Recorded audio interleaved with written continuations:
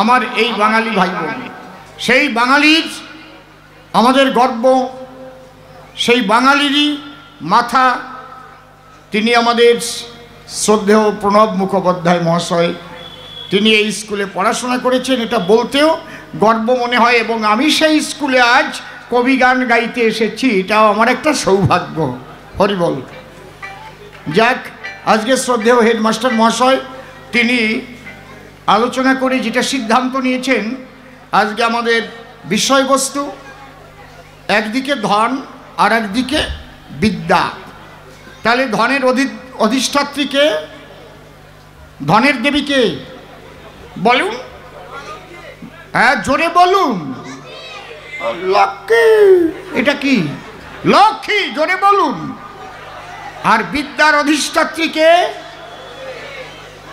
সরস্বতী। তাহলে একদিকে থাকবে লক্ষ্মী আর একদিকে থাকবে সরস্বতী। তাহলে ধন আর বিদ্যা হবে। ভূমিকা আমাদের নিতে হবে। তাহলে আমার সঙ্গে যারা যারা এসছেন আমি তাদের পরিচয়টা দেই। আমার বিপক্ষে যিনি আমার পাল্লাদার, তার কিন্তু ভীষণ ধার, তবে আমি ধারি না তার ধার। যতই থাকুক তার ধার, আমি ধারি না তার ধার। তবে দেখা যাবে ধার করে কার বেশি ধার, কি বলেন আপনারা? তাহলে তিনি হচ্ছেন আমার শ্রদ্ধেয় দাদা নিশিকান্ত সরকার মহাশয়। তিনি প্রশ্ন করবেন, আমি তার জবাব দেব। তবে আমার ওই মামনি আমার কাছে গিয়েছিলেন, উনি অ্যান্টনি সাহেবের একটা পদ সেইটা আমাকে শোনালেন। আমরা কবি গান বলতে বুঝতাম অ্যান্টনি ফিরিঙ্গি, আমরা বুঝতে পারি না যেটা সিনেমায় হয়েছে ওটা কিন্তু অ্যান্টনি সাহেবেরও লেখা না, আর ওটা ভোলা ময়রারও লেখা না।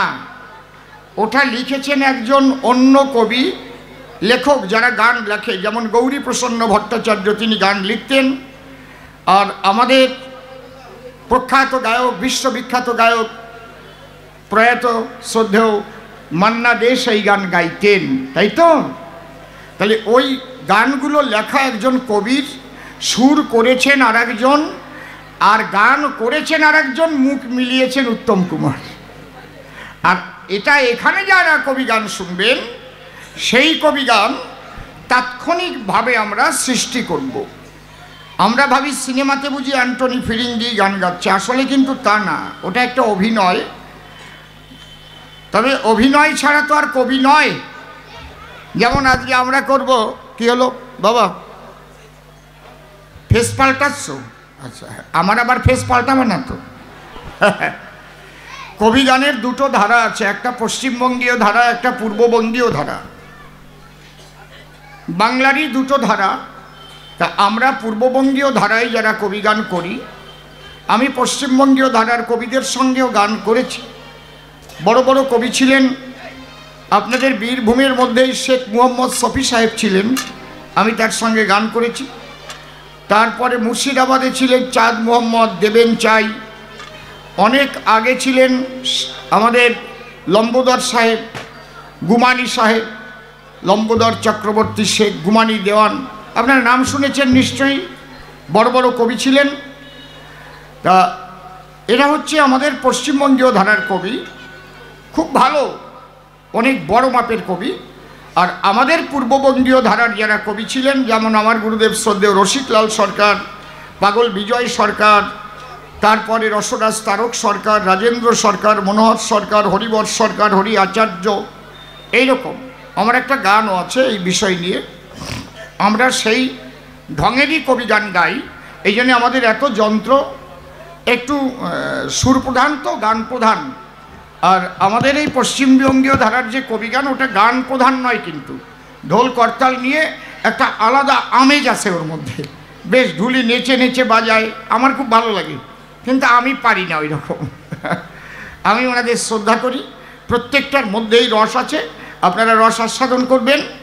আমি পুনঃ পুনঃ স্কুলের সবাইকে আমার শ্রদ্ধা জ্ঞাপন করে এবার আমাদের পরিচয় পর্বটা সেরে নিচ্ছি। আমার বাদিকেতে ঢোলে আছে সম্রাট দাস,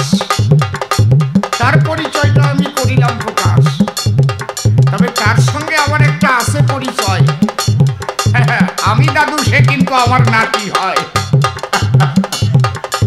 সম্রাট দাস ভালো ঢোল বাজায়, মানুষের মন সে সতত মজায়। যখনই সম্রাট বাজায় তার ঢোল, আমার মুখে ফুটে ওঠে তখন বল। মূলত আমার দলে কে ঢোল বাজায়, সে কিন্তু এখন ওই হারমোনিয়ামে রয়। শ্যামল বাবু কিন্তু বাজায় আমার ঢোল। ওই শ্যামল বাবুর তালে তালে ফোটে আমার ঢোল। ডান দিকে কিবোর্ডে যে ছেলেটা ছিল, ওর বাবা হঠাৎ মারা গেল। ওই যে চুল ঢাকরা ছেলেটা, জি বাংলায় দেখেন নাই, আমার সঙ্গে সে তো থাকে সর্বদাই। আর বাসু বাবা আমার বাঁশরি বাজায়, এখন ওর কিবোর্ডে হাত দেয়। এদিকে বেহালায় আমার স্বপন ভাই রয়, সুন্দর সে বেহালা বাজায়। বেহালার তালে কিন্তু নাই ওর ফাঁক, শুধু একটু দোষ মাথায় পড়ে গেছে টাক। এদিকেতে কিশোরবাবু বাজাচ্ছে কাশি, দেখেন না মুখ টিপে মৃদু মৃদু হাসি। তার পাশে নির্মল সরকার, যিনি সত্যি কণ্ঠস্বর এলা তিনি, সেও কিন্তু গাহে কবি গান। সে একজন পাল্লাদার প্রধান। আমার যে নারদ শ্রীকৃষ্ণ ক্যাসেট খানি শুনেছেন আপনারা, যত জ্ঞানী গুণী, তার মধ্যে নির্মল পাল্লাদার রয়। ওটা খুললে নির্মলের গান শোনা যায়। তার পাশে বসা আছে আমার ছোট বোন, একই মায়ের গর্ভে করেছি জন্মগ্রহণ। ওর পরিচয়টা দিলাম সভ্যসভা পাস, ওর নাম হয়েছে জুয়েলি বিশ্বাস। তার পাশে মিঠুন দোতারা বাজায়, সত্যি সকলের মন কি মজায়। শ্যামল বাবা তো বাজায় ঢোল, এখন আজকে বলে হরি বল। এখন দেখেন না হারমোনি ধরে শ্যামল যে কি বাবা বিপদে পড়ে, কিন্তু ওস্তাদ বটে তাই। এই জন্য যে জায়গায় ওরে খাটাই, সেই জায়গায় খাটে ও লেবুর রসের প্রায় সব খাবারের মধ্যে ওরে দেওয়া যায়। হরি বল। দেখেন না লেবুর রস আমরা কেমন খাই, সব খাবারের মধ্যে দিতে ভালোবাসি বটে তাই। সব কিছুর মধ্যে বাবা লেবু যেমন দেয়, শ্যামল হয়েছে ঠিক তেমন প্রায়। সকলের পরিচয় দেওয়া হয়ে গেল, একবার প্রেমানন্দে ভক্তবৃন্দে হরি হরি বলো।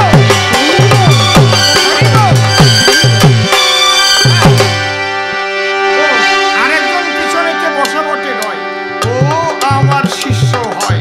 আদিত্য সিংহর নাম হয় বটে, প্রায়ই থাকে আমার নিকটে নিকটে। দূরে নয় শোনেন আপনারা যত নরনারী, ওর কিন্তু পাশেই কাকু হাতে বাড়ি। আমি সকালবেলায় ফোন করে ডেকে নিলাম তারে, চল বাবা আমার সঙ্গে আমার গাড়ি চড়ে। ও থাকলে আমার খুব ভালো লাগে, ওর মুখখানা দেখি আমার আনন্দ লাগে। সত্যি সত্যি ছেলেটা আনন্দময়, দেখেন না দেখে কত ভালো দেখা যায়। বাইরে যেমন ভিতরেও তেমন বটে তাই, এই জন্য ভালোবাসি, মিথ্যা বলি নাই। আর একটা কথা বলি সভ্যসভা স্থান, মাইকও ভালো আর ভালো মাইক ম্যান।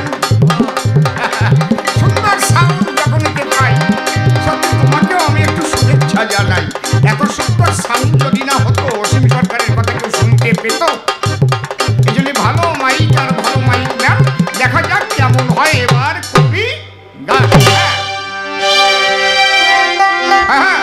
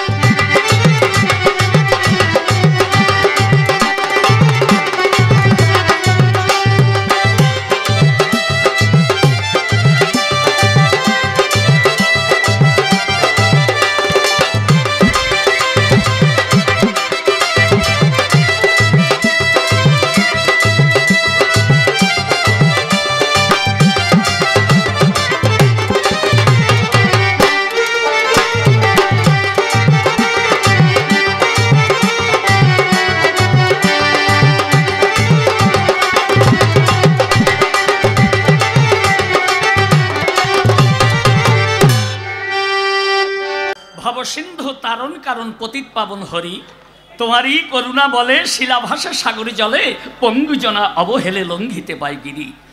তোমারই করুণা লোভী মুখ হতে পারে কবি, অসম্ভব সম্ভব সবই তোমার করুণায়। তাই নিজ গুণিয়া কৃপা করি, দিও মোরে চরণ তরি, আজ কাব্য সাগর দিতে পারি দানীয় অভয়।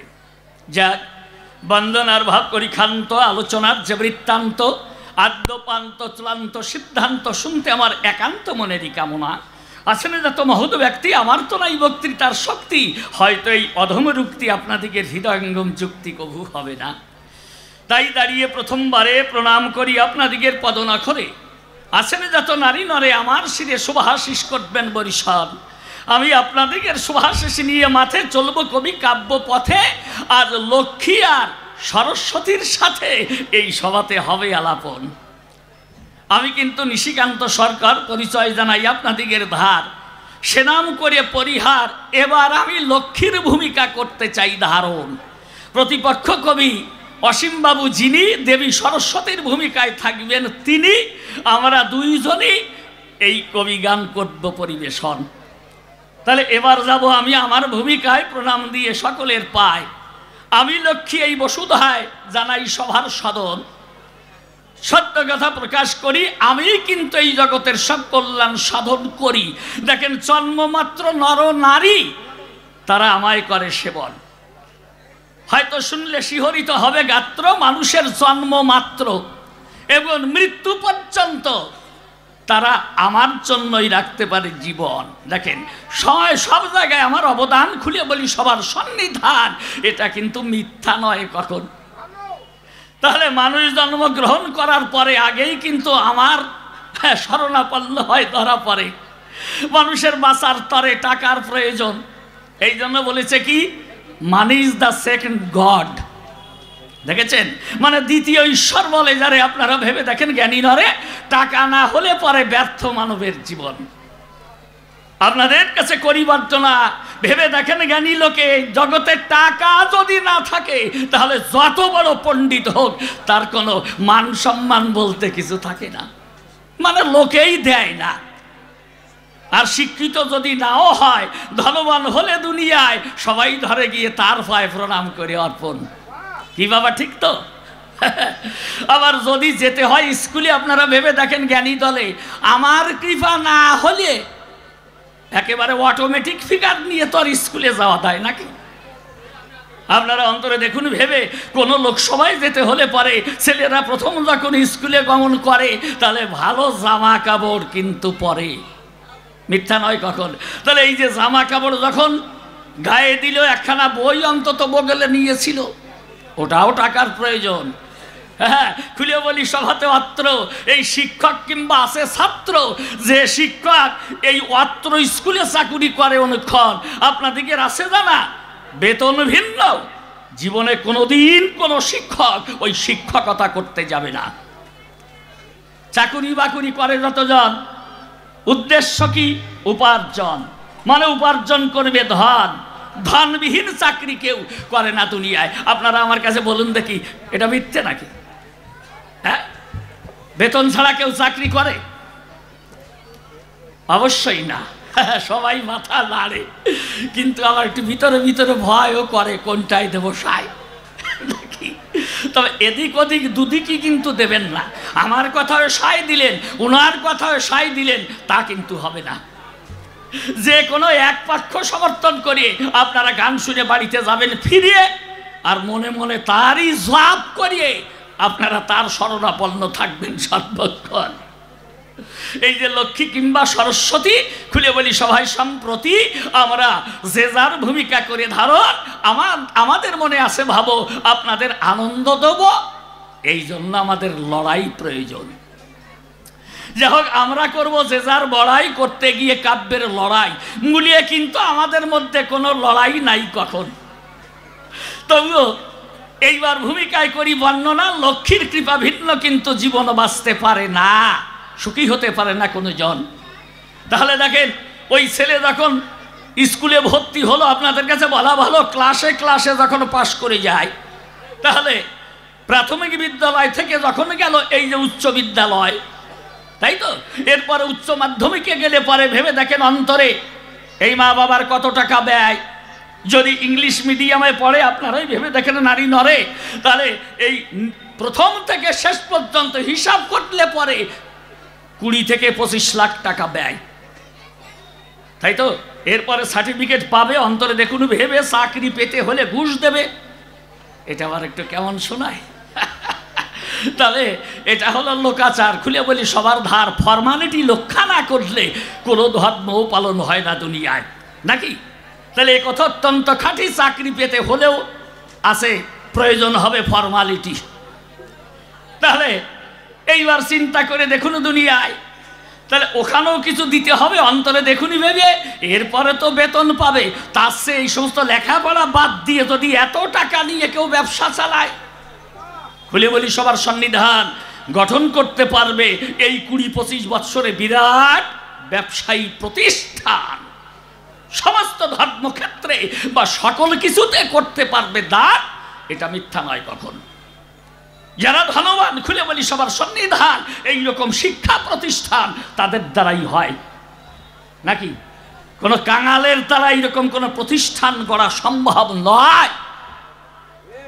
আমি আপনাদের কাছে করি বর্ণনা, কত লোক কোনো লেখাপড়া কিছু জানে না, অথচ শেষ পর্যন্ত এইরকম বিরাট বিরাট স্কুল করে দেয়। ও সরস্বতী, তাহলে আমি বলি তোমার সন্নিধানে, তাহলে মানুষ সুখী হয় আমার কারণে, এই ধন বিনে কারো জীবন বাঁচা দেয়। আমি জানাই তোমার পাশে, তুমি জগতে এসে একটা গন্ডগোল সৃষ্টি করে দিচ্ছ ওই সময়। হ্যাঁ, খুলে বলি সবার দাম আগে জানলে আমি নিজেই ওরে গলা টিপে মারতাম। আপনারা কেউ দোষ দেবেন না আমায়, তাহলে আপনারাই দেখেন বিচার করে। এই জন্যে আমি জিজ্ঞাসা করি তোমার গোচরে তুমি কি কল্যাণ করো এই বিশ্ব চরাচরে, এই প্রথম প্রশ্ন আমি তোমার ধারে করলাম নিবেদন। তুমি ধরো, আমার কথা ধরো, তুমি সেই জগতের কি কল্যাণ করো, এইটুকু আমার জানার প্রয়োজন। এই আমার প্রথম প্রশ্নখানি সবার সবককে ধরলাম টানি। আপনারা আছেন যত জ্ঞানী গুণী, করবে না কর্ণ, আর একখানা প্রশ্ন দিয়ে তারপরে ছোট্ট একখানা গান গেয়ে আমি যাব বিদায় নিয়ে, এরপরে দেবী সরস্বতী এসে দেবেন দর্শন। মানে তুমি আসার পরে যখন মানুষ শিক্ষিত হয়, ধরা পড়ে, আগে দেখেন না মানুষ সুখ নিয়ে থাকতো সংসারে, নারী পুরুষ দুইজন, তাই তো?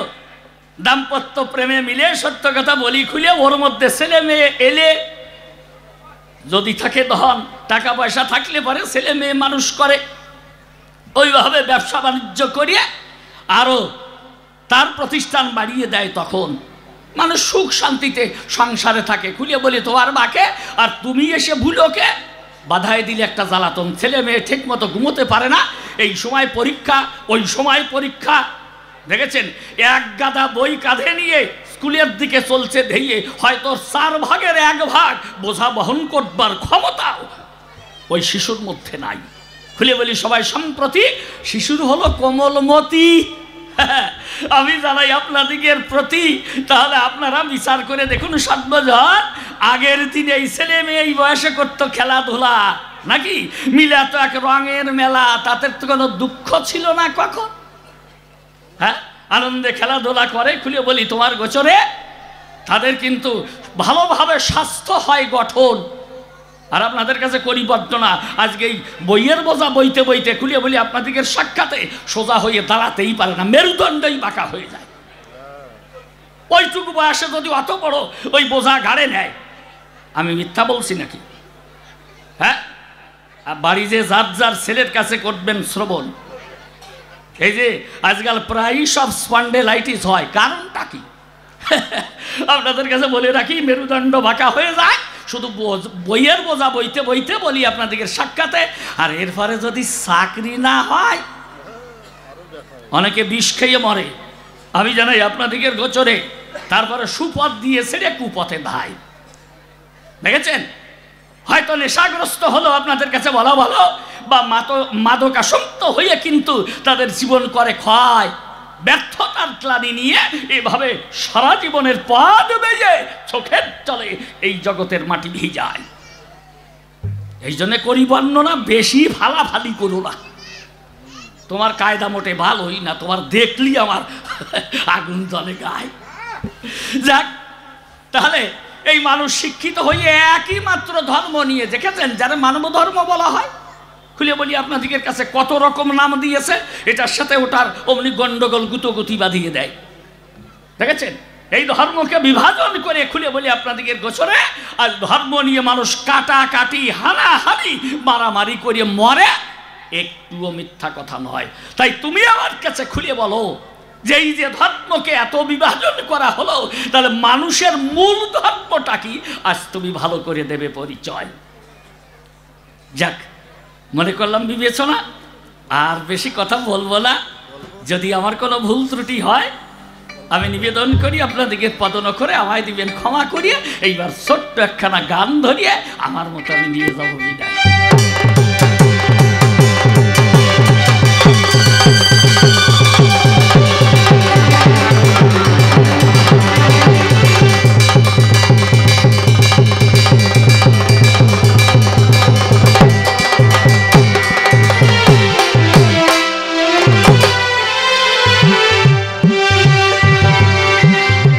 ভালোবাসায় ঘটালো কি না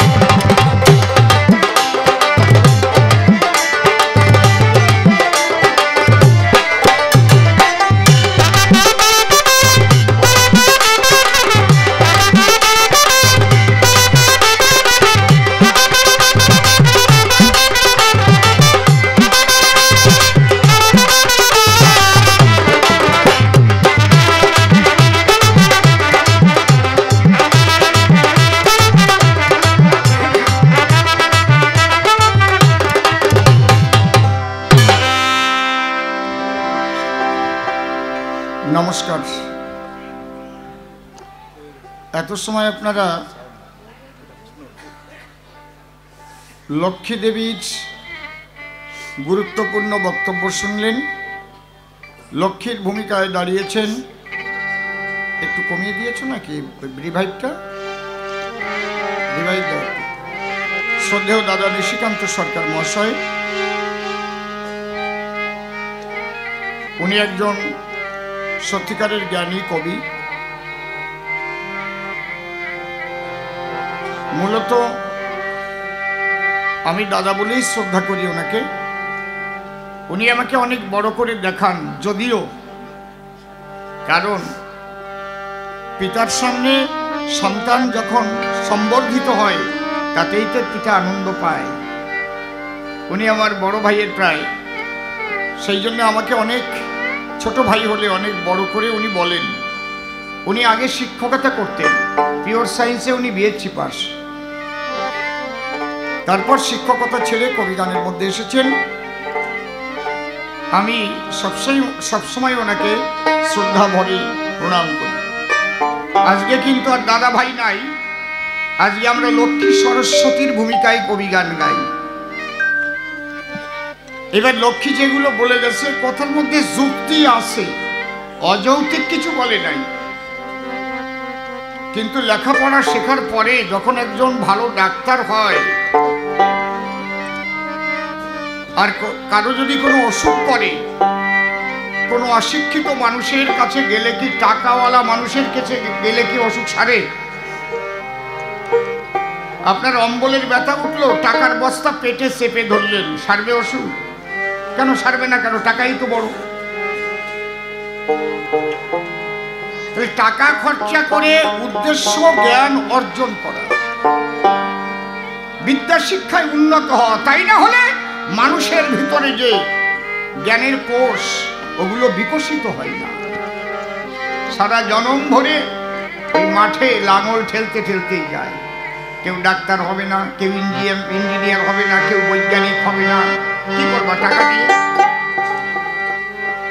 বলো লক্ষ্মী, তোমার শরীর খারাপ হলে সারবে কে?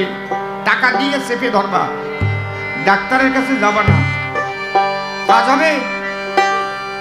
তাহলে শিক্ষার দ্বারাই মানুষের একটা জ্ঞানের আলো বিকশিত হয়।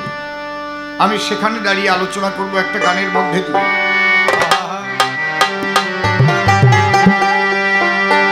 আমি একদিন যদি করতাম আমার নিজের মূল্যায়ন,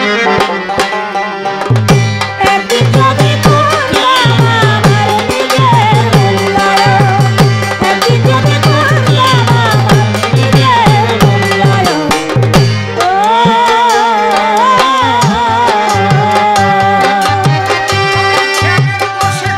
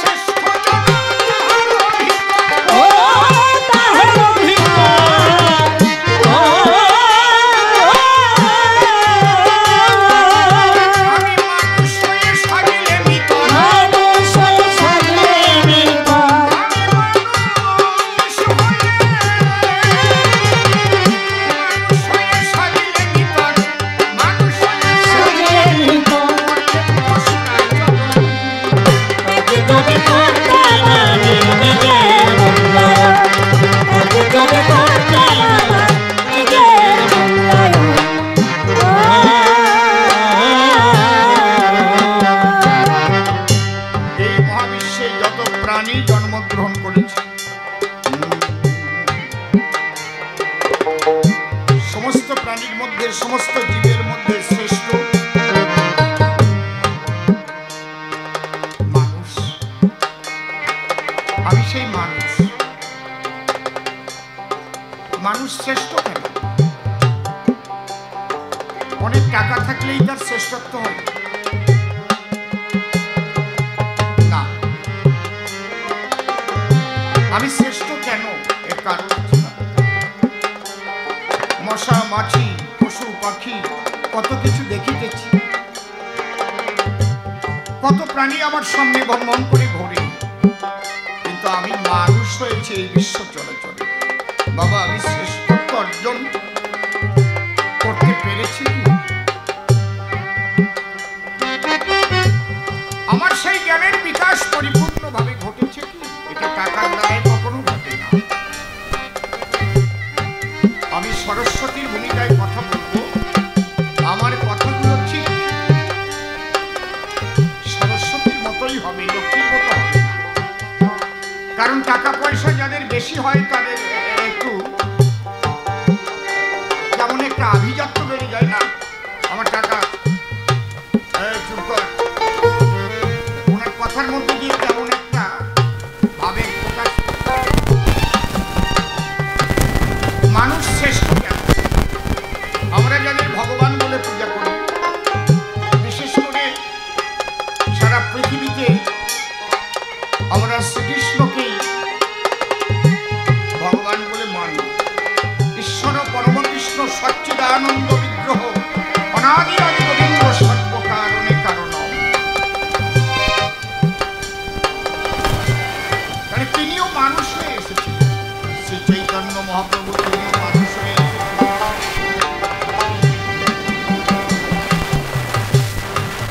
যত মহামানব, সাধু, গুরু, সিদ্ধ, মহাত্মা সবাই মানুষ হয়ে এসেছে।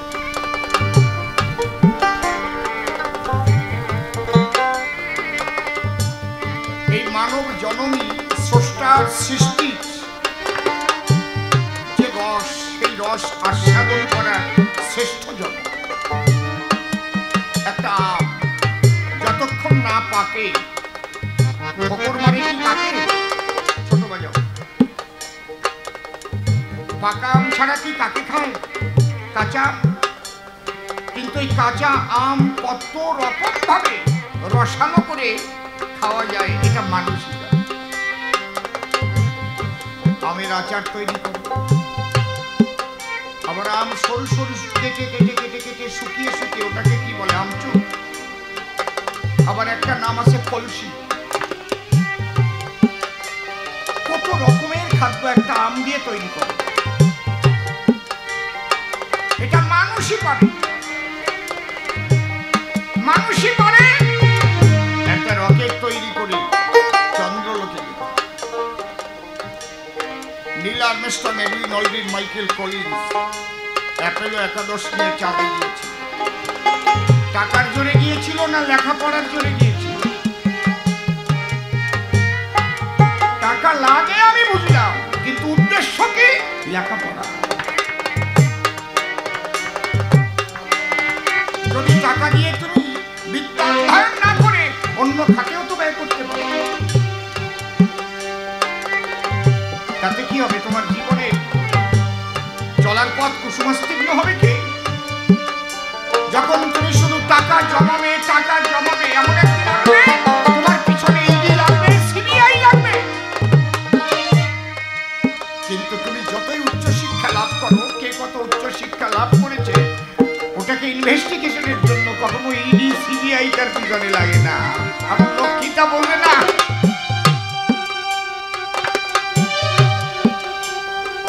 কি বাবা, খারাপ কথা বলছি? তাহলে আমাদের খেয়াল রাখতে হবে, প্রত্যেকটা সংসারের একটা সন্তান যেন অশিক্ষিত না। এই অশিক্ষিত থাকলে এক শ্রেণীর মানুষ আপনাকে ঠকাতে তাদের সময় লাগবে না। আপনাকে ঠকিয়ে ঠকিয়ে আপনার মাথার পরে কাঁঠাল রেখে ওই পোয়াগুলো খেয়ে খেয়ে চলে যাবে, আপনি বুঝতেই পারবেন। যখন আপনার সন্তান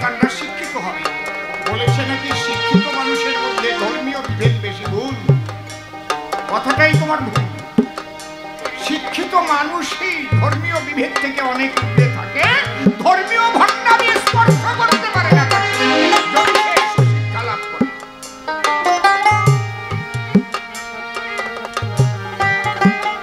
এখানে ব্লাড ডোনেশন কেন্দ্র, কত ছেলেরা এসে এখানে রক্ত দিল। এই রক্ত নেওয়ার পদ্ধতি কি, রক্ত কিভাবে রাখতে হয়, একটা মুমূর্ষ রোগী বাঁচাতে গেলে বাঁচানো যায় না রক্ত না হলে। এটা উচ্চ শিক্ষা লাভ না করলে কি সেই পদ্ধতি জানা যায়? ডাক্তার বাবুরা ছাড়া কি আপনি পারবেন? আপনাকে বলবো রক্ত নেন, পারবেন? টাকা আপনার আছে, টাটা কোম্পানির মালিককে নিয়ে আসেন তো, সাহারা কোম্পানির মালিককে নিয়ে এসে বলেন রক্ত নেন, পারবেন? টাকা আছে, কিন্তু তারা ওই সাবজেক্ট নিয়ে পড়াশোনা করে। টাকা ছাড়া পড়াশোনা হয় না, আমি একদম এটা মানতে পারি। যদি এক্সেলেন্ট ব্রেইন হয়, ভালো ছাত্র হয়, তার পড়াশোনার জন্য টাকার অভাব হয় বলে আমি মনে করি। কি আপনারা কি বলেন? বহু সংগঠন আছে তাকে টাকা দেওয়ার জন্য, গভর্নমেন্ট তাকে টাকা দিয়ে পড়াবে। ভালো ব্রেইন হলে বিদেশিরা ভারত থেকে তুলে নিয়ে যাবে, সেইগুলো তুলে নিয়ে যাবে, টাকার অভাব হবে। পশু পাখি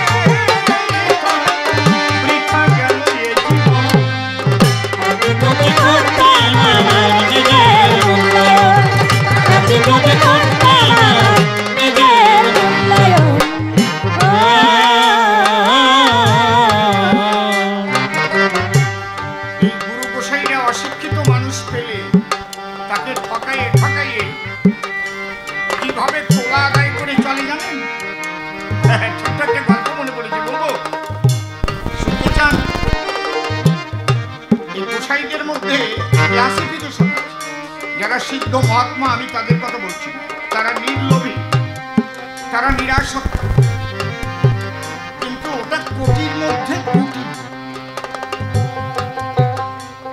বেশিরভাগ দুটো ব্যবসায়ী এখন প্রধান হয়েছে, দুটো ব্যবসা হয়েছে প্রধান, দুটো ব্যবসা হয়েছে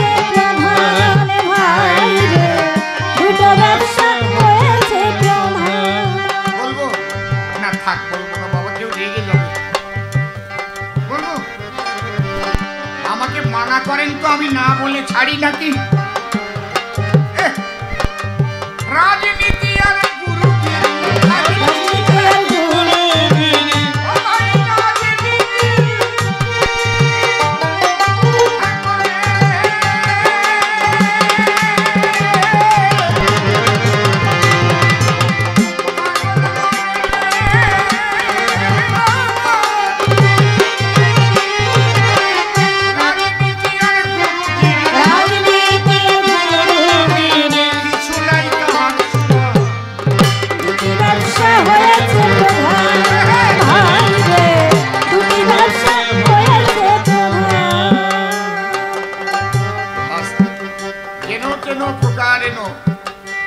একবার ভোটে জয়লাভ করে জনপ্রতিনিধি যদি হওয়া যায় তার টাকার অভাব নাই। আর যদি একটা গোসাই হওয়া যায়, জয় রাধে, কানে দেয় ফিস ফিস আর মাসে মাসে চাঁদা দিস। রাগ করছেন না তো বাবা? আমি নদীর ধারে রাগ করে যেন আমাকে ছুঁড়ে ফেলে দেবেন না। এক গোসাই, উনি শিষ্য বাড়িতে গেছে, শিষ্যের প্রচুর টাকা। গোসাই আসবে শুনে বড় আনন্দ পেয়েছে শিষ্য মনে। তার শিষ্য গলদা চিংড়ি এনেছে কিনে, এক একটা গলদার ওজন 750, 700, 600 গ্রাম করে। এই সাইজের গলদা চিংড়ি, মাথায় ঘিলু ভরা, হলুদ হলুদ চেহারা, আহা, আর কালো কালো লম্বা বেগুন। খেতে ইচ্ছে করছে না তো? বলে হ্যাঁ, খাই না কত।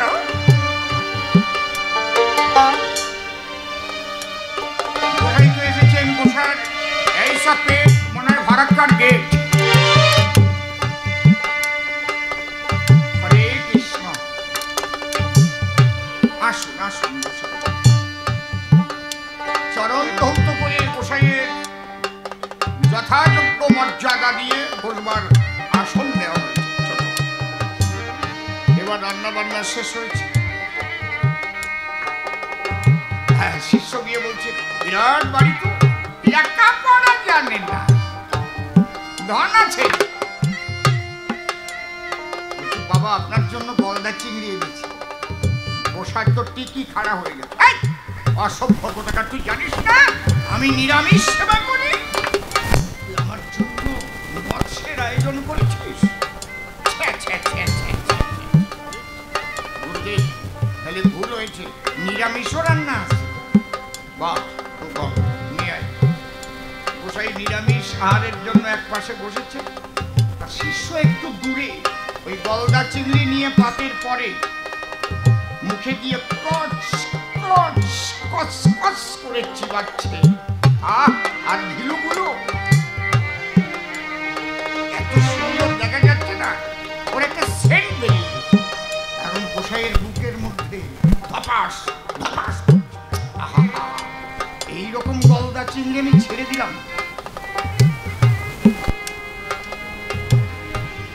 শিষ্যর নাম আবার সুরেন। এখানে কারো সুরের নাম নেই তো? আবার কমন জানো না বাড়তে? সুরেন বাবা, তুই কি সত্যি সত্যি গলদা চিংড়ি আমার জন্যই এনেছিলি নাকি? হ্যাঁ বাবা, ওই জন্যই তো আমার বুকের মধ্যে কেমন বেদনা অনুভব হচ্ছে।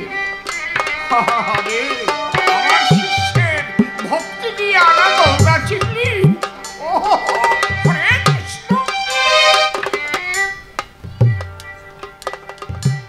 বাবা, তোদের বাড়িতে কি ডাইরেক্টরি পঞ্জিকা আছে?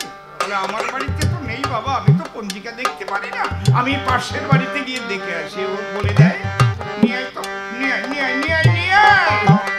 ভক্তের বাধ্য ভবারাধ্য, কিন্তু ওনার খেতে হবেই গলদা খাদ্য, উদ্দেশ্য তাই। পঞ্জিকা নিয়ে এসছে, একদম শেষের দিকে দেখবেন, বাড়ি গিয়ে খুলে দেখবেন ওই গলদা চিংড়ি চারা কোথায় পাওয়া যায়। পোনা বড় করে গলদা আঁকা আছে, আর একটা পৃষ্ঠায় বড় বড় কালো বেগুন আঁকা আছে, রাধা কৃষ্ণ এন্টারপ্রাইজ। দেখবেন লেখা অ্যাডভার্টাইজ। বাড়ি গিয়ে খুলে ওইটা বের করে গুরুদেব বলছে, আরে সুরেন রে, সত্যি তোর ভক্তির যে কি বল। এই দেখ ডাইরেক্টরি পঞ্জিকায় ব্যাসদেব কি সুন্দর লিখেছে। ব্যাসদেব নাকি ডাইরেক্টরি পঞ্জিকা লিখেছে। সুরেন তো লেখাপড়া জানে না, টাকা আছে। অলক্ষী কোথায় গেলে?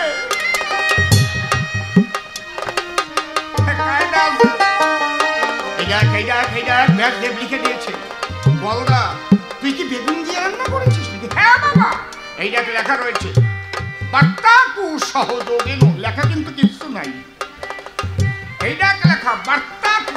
বার্তাকু শব্দের অর্থ বেগুন। বার্তাকু সহযোগে গলদা চিংড়ি নিরামিষ, অর্থাৎ বেগুনের সঙ্গে গলদা চিংড়ি মিশাইয়া রান্না করিলে নিরামিষ হইয়া যায়। নিয়ে আয় সুরেন, নিয়ে আয়।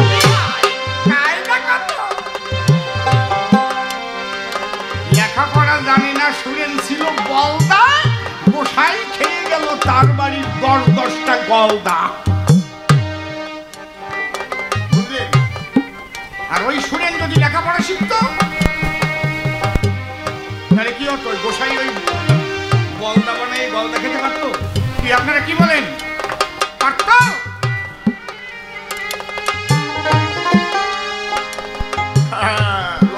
লক্ষ্মী, এই জন্য শিক্ষার সঙ্গে অর্থ দিয়ে তুলনা দিতে কেউ। তাই আমার গান